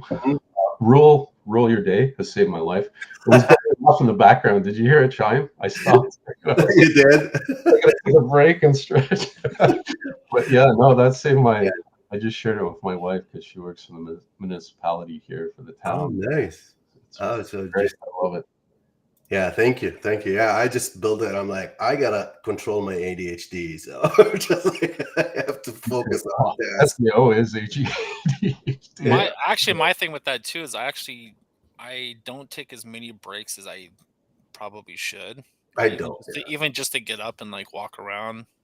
Like now I'm like, okay, I walk my dog 4 times a day during this time. Like, just get outside, get some fresh air. Because I'm just a work hog. Sometimes I get, into a grind where I gotta take care of this right now, and it helps me kind of have a separation. A good work. Yeah, I'm pretty good at taking breaks. That's one of the things I learned just sitting in a freaking chair doing coding. And then Elizabeth will come in and hand me a plate of food. I know it's time to get up, and I try not to eat at my desk. That's another one of my like, oh, it's 5 o'clock already. Shit. Yeah. So, exactly. Thanksgiving too. Yeah, everybody has their own pace, but for me, I grind and I work, and then I jump from task to task, and I'm like, no, you gotta finish the first task. You gotta finish that. Yeah, I've got ADHD really bad, and I had to train myself when I don't bring it. There's no other tabs open on my browsers except the project I'm working on. No, I fixed that by getting more RAM. I can open more tabs. Yeah, I don't have that many tabs in my browser, but I have that many tabs in my brain. I know it's coding too. Like, you can't leave, right? Like, if you're because you have to debug. You have to debug something. You got to finish it. You can't just fucking let it go. Yeah, you got to fix it right then and there. Yeah, 100%. Yeah. All right. Well, you're up there. Huh? You're up. Your turn. Here we go. Yeah. Uh-oh. All right. So let me show you guys. I didn't prepare something like, I was talking about like the work smarter, basically not harder. That's my topic. And I want to be a little bit biased here on using my tools, because that's why I built them, right? I built my tools to be able to save me time and teach any VA who could jump in and do any task that I have on my list And because before we used to train them, and and then after a few months or a year, and then they go and you have to train somebody else. Was a little bit harder. So that's why I kept creating micro tools and stuff like that. So today I'm just going to share a few things of what I do, and at the end I'm going to even show you guys how I build. Right now I love AI, and I love how we could build landing pages, websites in a fly. Terry just mentioned in his speak how I'm not sure how many websites per second they're sharing right now, but it's like in less than half an hour I could put a nice landing scape for anything that I'm working on. So let me share my screen 1 second right here. If I found the right tab. Here we go. Can you guys see my screen? Yes. Okay, so for what I do have two major tools that I use on my end, on my stack, is basically MapPackToolbox, which has multiple tools in there, from the auto schema, map magnet, GeoCircle KML, entity AI rank, email snatch, and local on page. So each one solve a one problem or one task that you have on your list. And for the map magnet, I always start with map magnet. Map magnet, sometimes when we go with a local page and we try a local SEO campaign, you need an overview look of your competition, what they have, the proximity ranking between all of your competition, where like JP shared how map center point, how you're ranking based on that, how far are you from the map center point, because as most of the tools out there, they don't show you the proximity distance between all of these companies or all of your competitors, because it's a very important data. You'll know if somebody 6 miles away and they're still ranking on the top 3, they're doing something good. So that's what map magnet does. It's give you an overlook layout of everything. So I'm not going to go through it and show you guys here, but if you go to YouTube, you could see a lot of videos that I have on there. But this is the first month technical SEO that I try to use. And then I write down what's the thing that need to be focused on. Let's say it's if it's a schema, or if it's more content or words, and it goes even the page speed, the word count. You compare them all with all the top 20 results that you have on there. And the second thing I do, I always do the auto schema. If you are a new agency, they don't have any advanced schema, and you want to create something that technical and it covers a lot of cities, services, entities. So it created in 2 clicks. So yeah, you create that and you work from there, from your schema. So it's going to create your input will be the GMB place ID. The reason we did that, because we want to make sure that we have all the data, the address, the correct address, the correct name, the phone number, the services, and it's all the information that we need to create the schema. So this way we have everything. The user doesn't have to put a lot of input. They just put the place ID. And if I'm going to show you like a little bit for the entities, the way I create the entities for the MapPackToolbox, the auto schema, this happened on the back end. Basically, the way we get the top 20 SERP entities inside the schema, we pull the GMB category, the main category that you have for the GMB, which is going to be the main entity basically. And then we'll do the search to crawl the first page results to get which ones are ranking, the top 20. And then we use a tool, Razor. Yes, Text Razor. So we use that to extract all the entities from the top 20 results. Now you're going to have hundreds of them, right?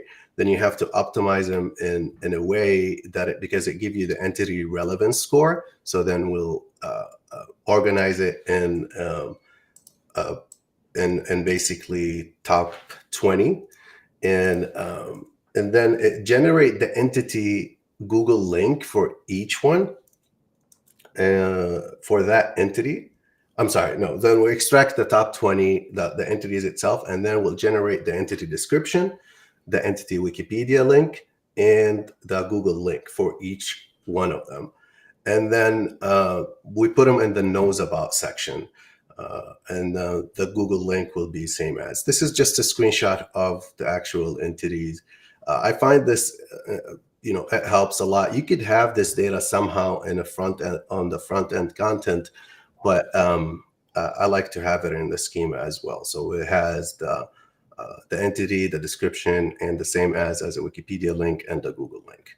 So this is how we get the we get the entity schema in there. Plus we do, most importantly, is it helps a lot with the proximity, because it lists, you could put the radius and it will list all your cities, cities and the zip codes as well. So when I have this, Google want to know which cities that you service, and when you have this data on your website that matches your schema, it helps a little bit in the proximity ranking. I tested it a few times. I know it's not a magic bullet, but it does turn some of these red grid ranking to orange and green. So it does help with the proximity ranking as well.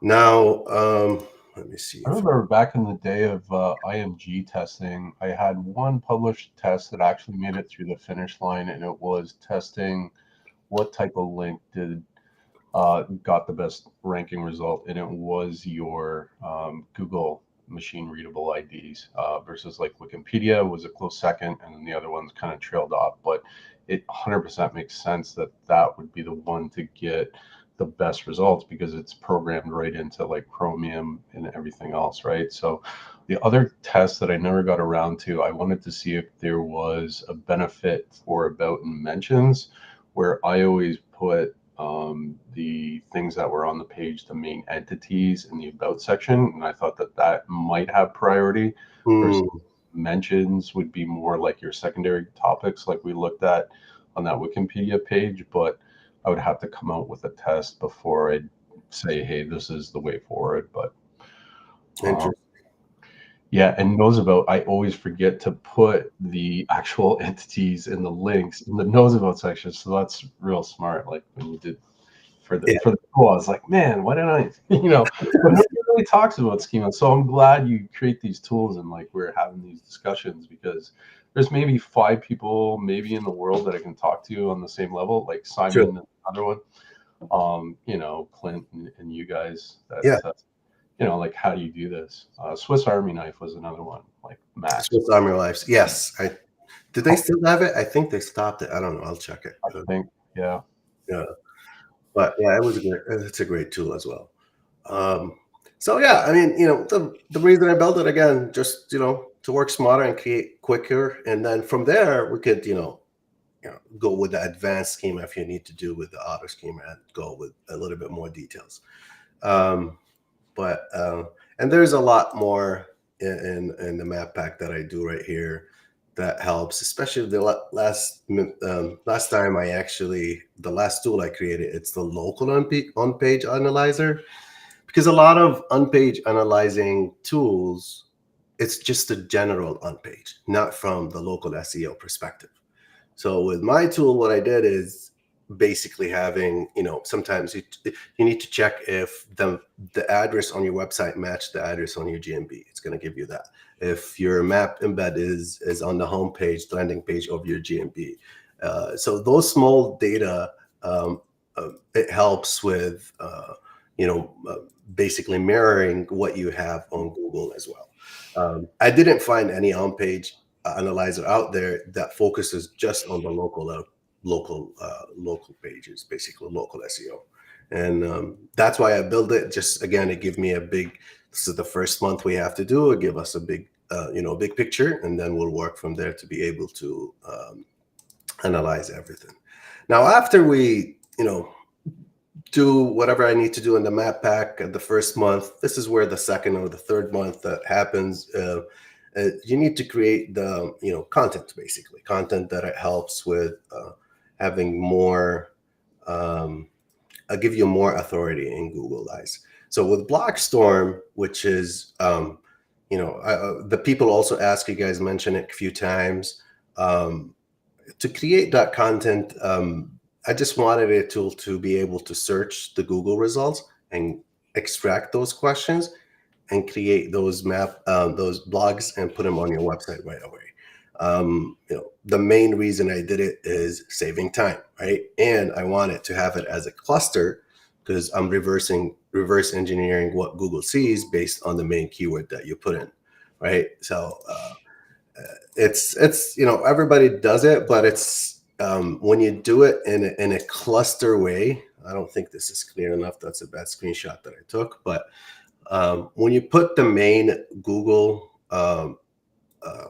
the main seed word, or the trick that I use, I put that in as a main category on my WordPress website for the blog, and then it will answer all the questions on that blog. So it organizes it. So that's the only manual thing you have to do is whatever you search first on BlogStorm as a main keyword, use it as your main category and to put all the questions under it. It's going to be in the URL because I'm a big believer on having all, putting the category and the blog post in the URL as well, in the URL slug.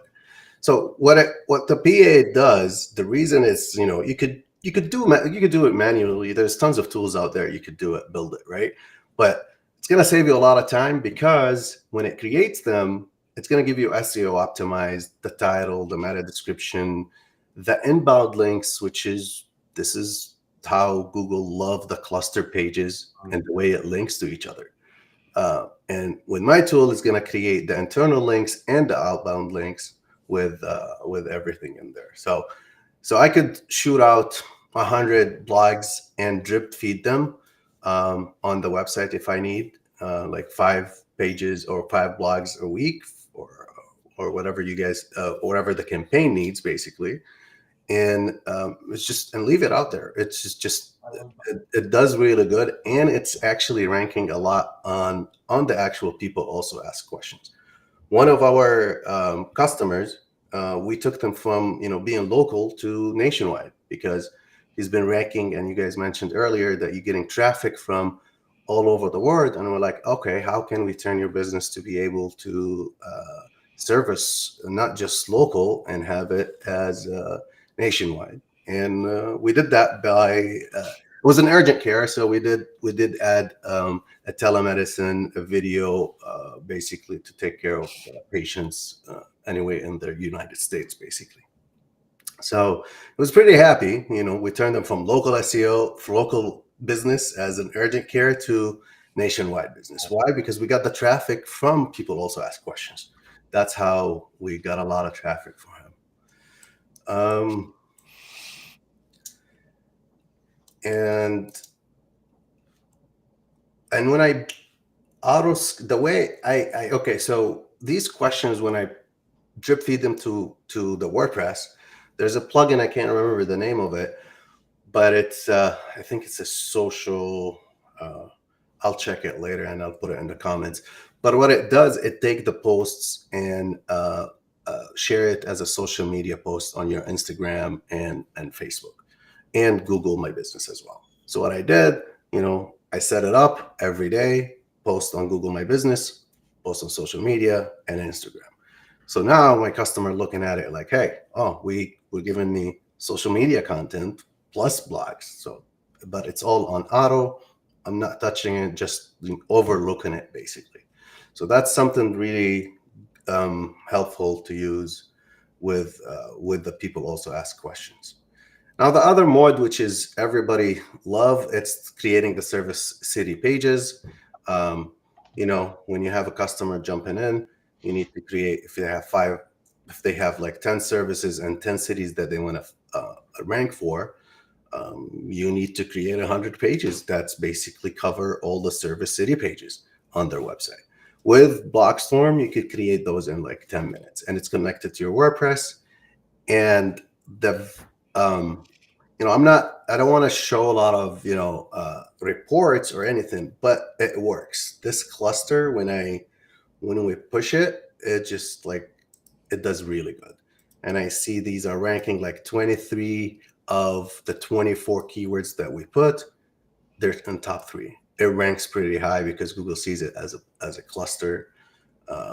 I mean, some campaigns struggle a little bit, but at least I would say over 50% of them, they'll be on the top 3 or the first page of Google. And sometimes these pages are above the maps as well. So it's good positions it's getting. And the reason, again, I think it's the way it's clustered and the way it's linked to each other. Each page is linked to other services. You could do this manually. You could have another tool to do it. But if you care about saving time, and that's how I use my tools for it. Now, AI websites. So how you guys are creating any websites through AI right now? What tools are you using? I use there's a plugin in ChatGPT called Flowbyte, which is basically using Tailwind CSS components. Nice. I use V0. I'll use Bolt New, Cursor, and then there's a new one I just posted about. It's called Windsurf. Windsurf. Yeah. Windsurf. I love Windsurf, man. Yeah. I replace it with my Cursor.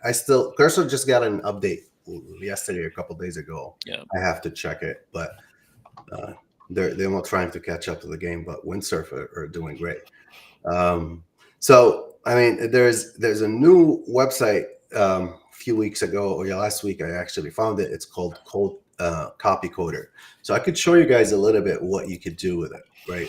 So let's say you have, I mean, I'm not trying to steal anybody's designs, but let's say you have a website or that you really like, and you want to start as your inspiration to start with, right? So let's say dentist services here. You could go to, what do you call it? Envato Market, or any template that you like, or any competition that you like. And then what I do is just taking an image, right? And then I have a plugin here that it's called Go Full Page. So it's going to take an image for the full page, or you could take just the front, the hero pages, and download that. And then you go to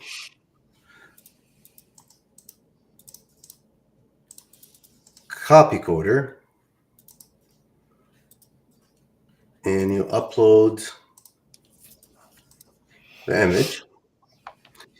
So what this does, it's basically generating the prompt for Bolt.new, Cursor, or whatever you need.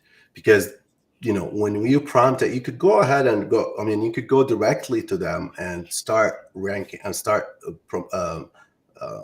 prompting, basically. But with this, it's going to give you all the HTML, CSS, and JavaScript code based on the provided prompts. So let's see example of what it does. As you see right here, I don't know if you could see it. I could zoom in a little bit.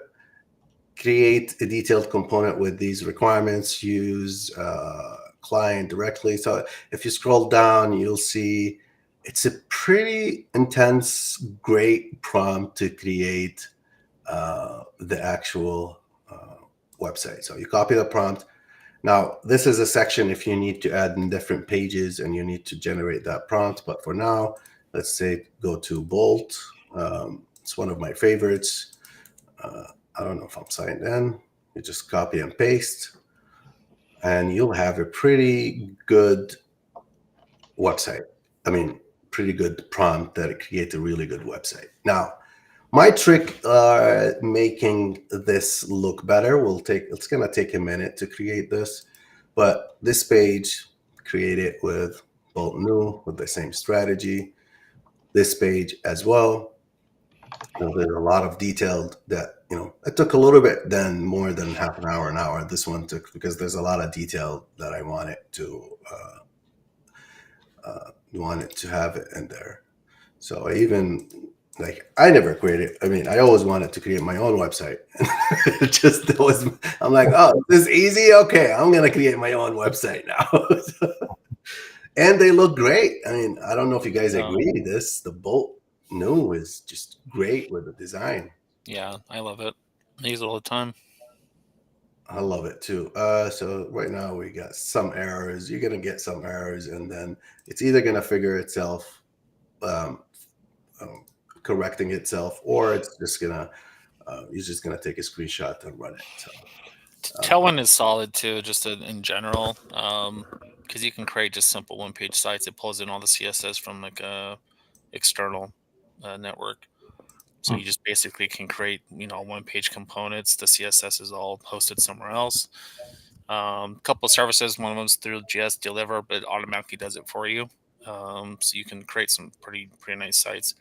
I actually created just a one-page template in Flowbyte using Tailwind.